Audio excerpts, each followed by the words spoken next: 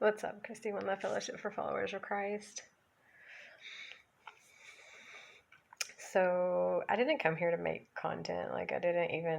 I'm trying so hard to put my phone in the drawer and forget that it exists. But, I needed some self-care, and so I wanted to get a room that was a little bit closer to the hospital where my mom's at. I wanted to take a spiritual bath, but it turns out they don't have a tub. They remodeled and they're all showers because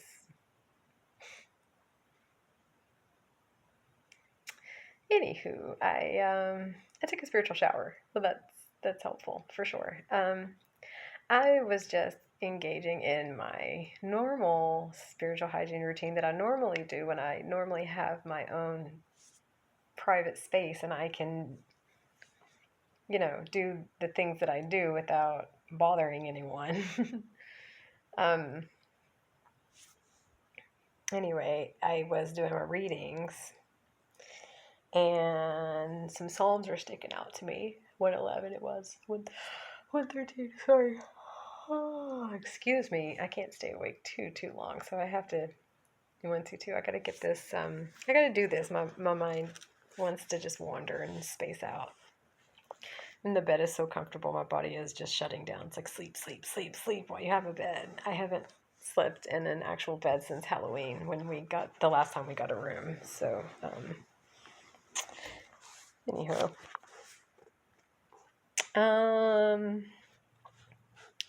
should we read all of these? Because the ones that were sticking out specifically. Excuse me.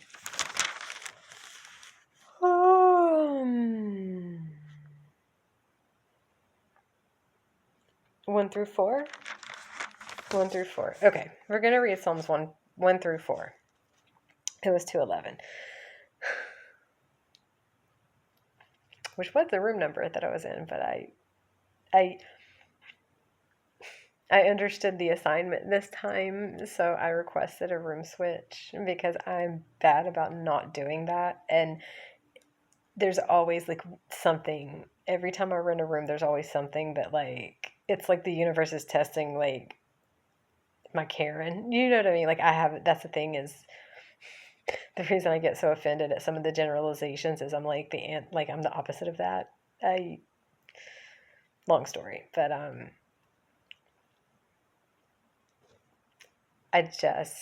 don't like to be fussy, and I guess it goes back to like the core like abandonment wounds or like I don't know, the isolation or like how I was treated or just it's not that I don't think that I deserve better. It's this thing of knowing that I'll be okay. You know what I mean? Like it's not like that's not the end of the world. And like if it were my own bathroom and I walked in there and there was something on the toilet seat, like I would just clean it off. Like I wouldn't like demand a new toilet. You know what I mean? Like, but at the same time, when you're paying for something, you should get the best quality. But I have anxiety around being fussed over because I'm not used to it. I'm not used to having anyone care at all. Which is why you can bring me to tears very easily with just like the most basic random act of kindness. You know what I mean? But so like the idea of being like a center of attention and getting like fussed over by everyone, like I might be super grateful for an experience like that, but I'm not a diva. But yeah, I understood the assignment, and the assignment was that this time I need to go and politely and respectfully make that request, and so I did. So we're not in 211 right now, but it's okay.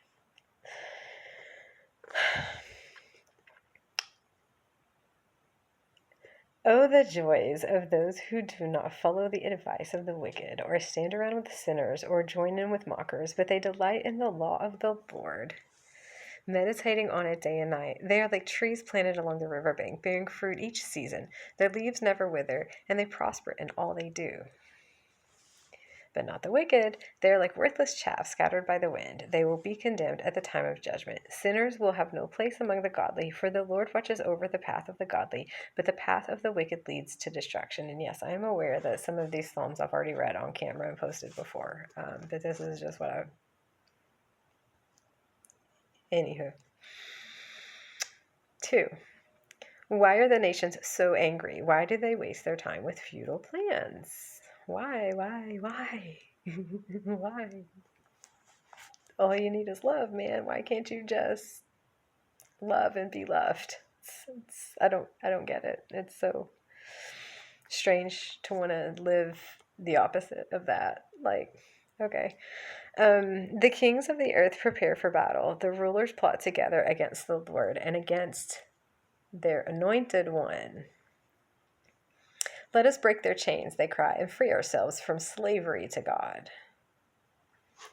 But the one who rules in heaven laughs. The Lord scoffs at them, then in anger rebukes them, terrifying them with fierce fury. For the Lord declares, I have placed my chosen one on the throne, on my holy mountain.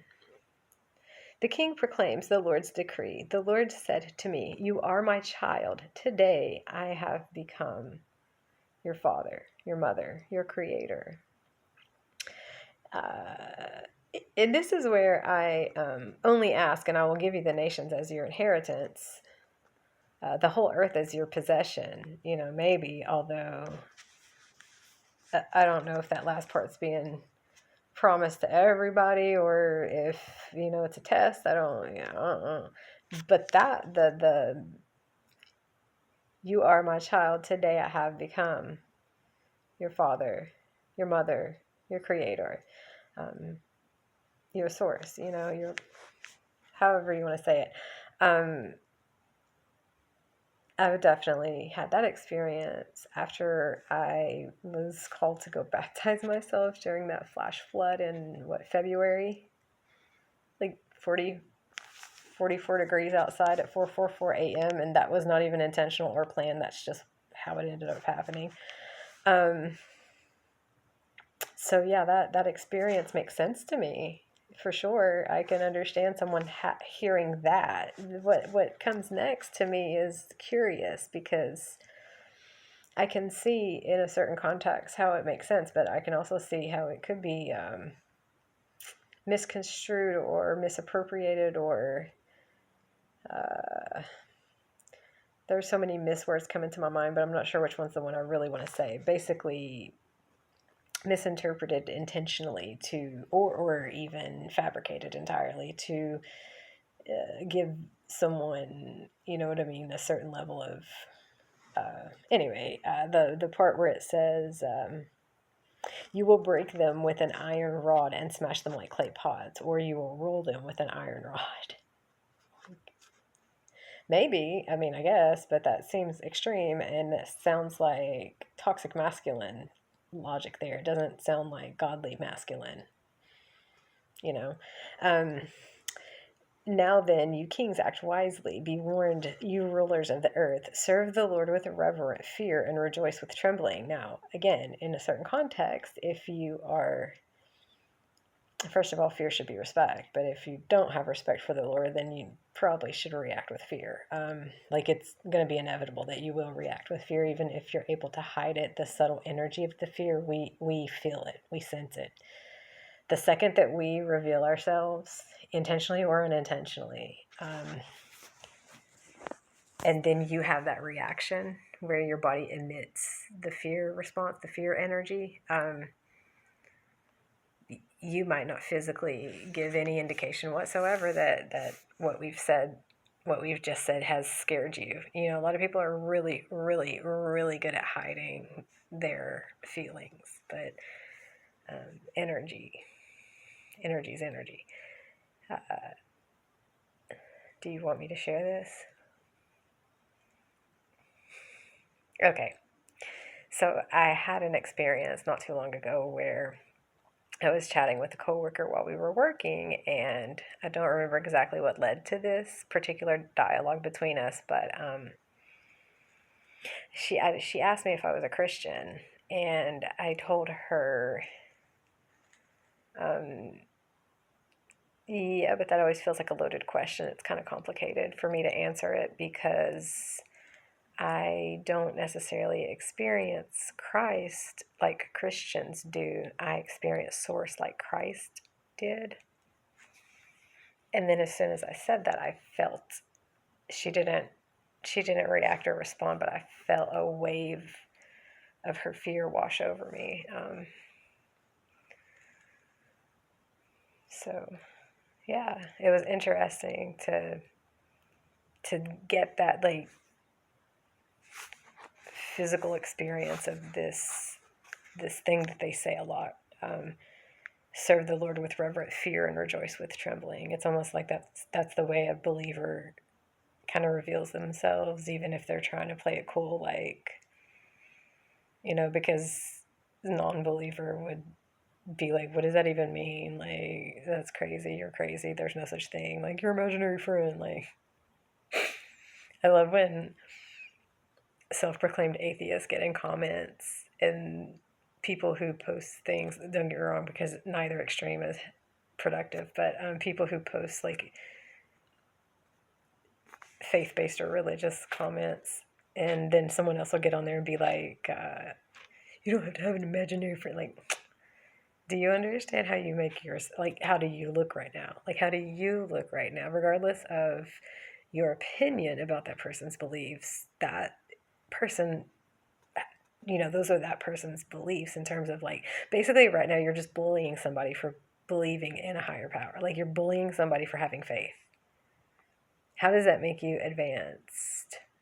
I, I'm not judging, your faith or lack of, or belief or choice not to believe. Like, I don't, I feel like to a certain extent, belief is a choice for most people, but to a certain extent, it's not. Like, I know I'm someone who kind of is incapable of not believing because of the experiences that I have. Like, you know what I mean? Like, like you can't, like, you can only gaslight yourself so much. But, if you were completely divorced from that part of yourself and from that extrasensory perception per se, then I could imagine that it might possibly not even be your choice to not have faith. Maybe you just,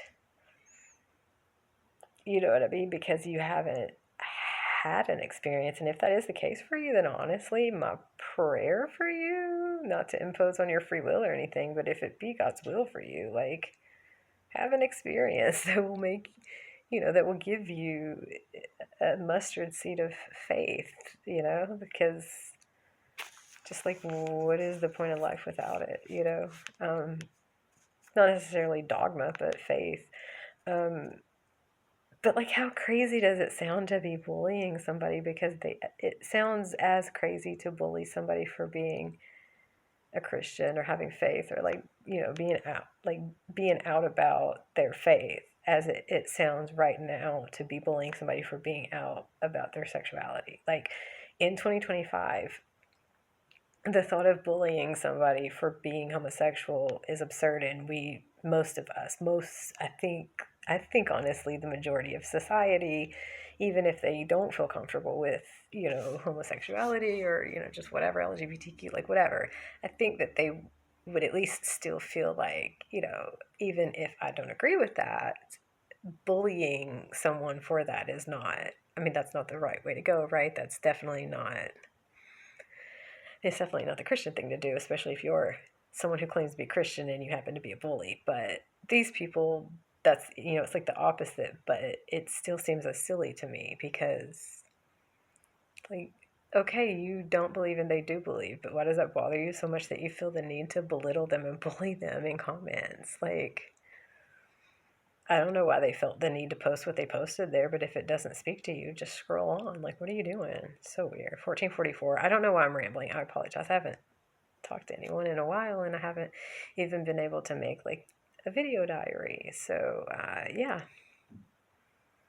Where were we?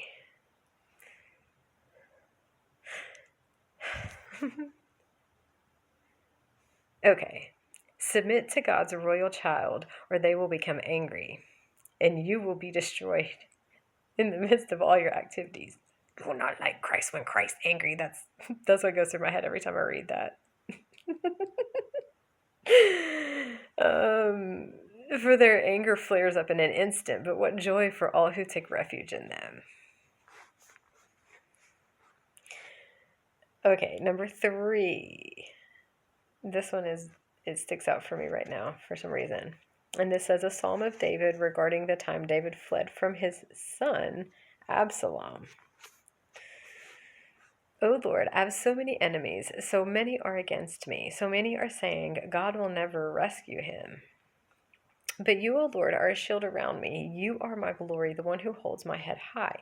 I cried out to the Lord, and he answered me from his holy mountain. Of course, this is all in masculine perspective, and I usually feel called to say it differently. But since we clarified that this is David, is the author of this, David wrote this, and this is, the circumstances in which David was writing this. If I'm reading it right now, I'm doing it from that perspective, But the funny thing about it is how it resonates with me, especially this verse right here, 3:5. I laid down and slept. Yeah, I woke up in safety. For the Lord was watching over me. And every time I read that line, that verse, I think about, I've had actually many experiences, but in particular one experience where I was having what many would call a manic episode, and manic episode, spiritual experience, who's to say at this point?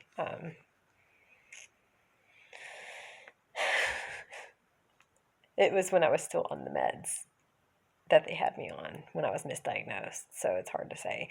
And yes, I said on the meds, although I was trying to get a prescription filled that day. That's why I ended up out and about in the world in that state. I don't even want to go into all of that. No, please, no. It was the time that I needed my antipsychotic filled, and my mom kept saying she was going to get it filled for me, and she kept not filling it.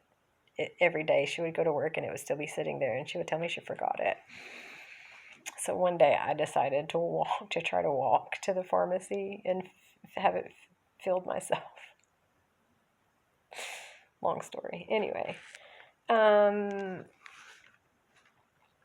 that experience was so intense that at a certain point, I kept feeling like I needed to cease to be alive. Not that I needed to actively harm myself, but that in order to fulfill the prophecy, or something, I needed to be sacrificed. And I was out okay, I'm here. What do you need me to do? How do you want me to go? What do you need me to do? Tell me, God, I don't know what to do. But I just had this thought in my head that if I could just fall asleep, then that would, God could just take me in my sleep, just like the prayer I said when I was a small child. And I wandered around, had not slept in a week. The psychosis was induced mostly by the insomnia, honestly. I had not been able to sleep in a week. And I knew if I got that very sedating medication, that it would make me go to sleep.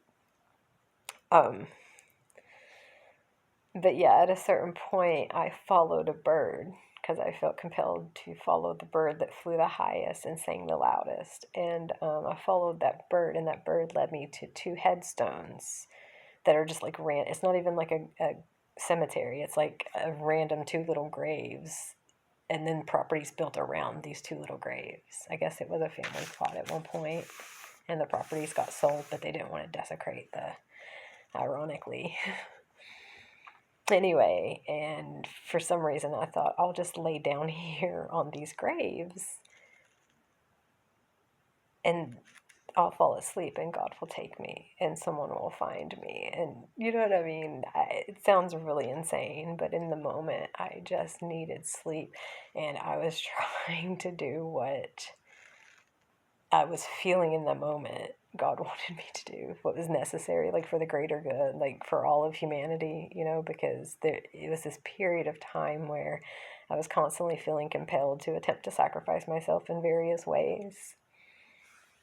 And, I know now, of course, that a lot of it was intentional projection from nefarious sources with ulterior motives, because they learned how to manipulate energies and get in your head and pretend to be a higher power.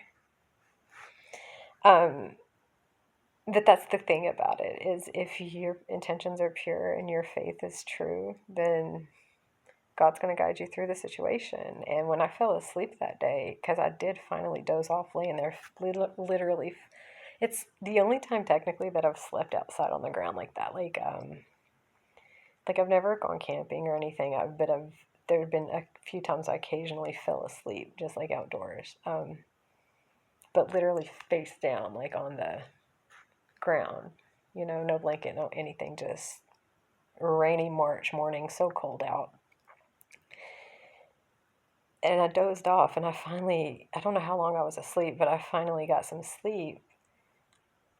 And I really, like, in my mind, once I finally fell asleep, that was going to be it. Like, I was not going to wake back up in this body. But then I woke up, because every time I would go through this, no matter what the situation was, what the circumstances were, what I attempted based on whatever intuition or compulsion was guided to do, I always woke up. And so, yeah, when I hear this, I lay down and slept, yet I woke up in safety, for the Lord was watching over me. It just, that really hits home for me. I'm not afraid of 10,000 enemies who surround me on every side. Arise, O Lord, rescue me, my God. Slap all my enemies in the face. Shatter the teeth of the wicked. 22:22. Victory comes from you, O Lord. May you bless your people. And again, me personally, slap all my enemies in the face. Shatter the teeth of the wicked. I mean, vengeance is mine, saith the Lord, I guess. But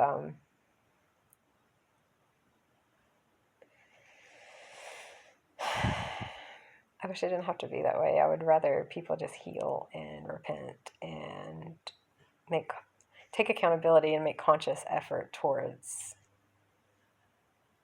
repairing damages they've caused and changing behavior to do better in the future. But I guess some people need to be slapped in the face before they'll do all that. I don't know. 4. For the choir director, a psalm of David to be accompanied by stringed instruments. Answer me when I call you, O God who declares me innocent. Free me from my troubles. Have mercy on me and hear my prayer. How long will you people ruin my reputation? How long will you make your groundless accusations? How long will you continue your lies? You can be sure of this. The Lord set apart the godly for themselves. The Lord will answer when I call to them. Don't sin by letting anger control you. Think about it overnight and remain silent. Offer sacrifices in the right spirit and trust the Lord. Many people say, who will show us better times? Let your face smile on us, Lord. You have given me greater joy than those who have abundant harvests of grain and new wine. In peace I will lie down and sleep, for you alone, O Lord, will keep me safe. That is so very comforting to hear, especially right now.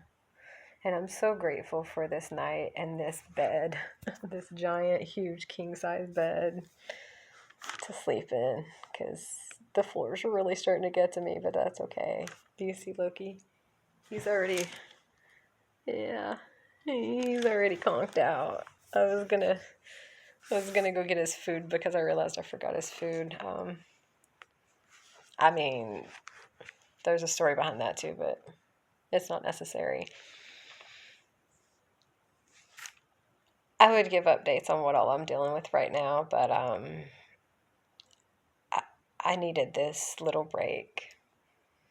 So I don't want to weigh it down with any of that. But if you know, and keep us in your prayers. And I appreciate you. Thank you, especially to anyone who has prayed for me, prayed for us, been supportive in any way. I'm grateful to you and I appreciate you. 2525. I don't know who this will help or if it'll help anyone at all, but I hope it helps someone tonight. Just remember, you are loved. You are forgiven. You can be saved. No matter who you are, no matter where you are, no matter what you've done or what's been done to you, you can repent, you can repair, you can be redeemed. Much love.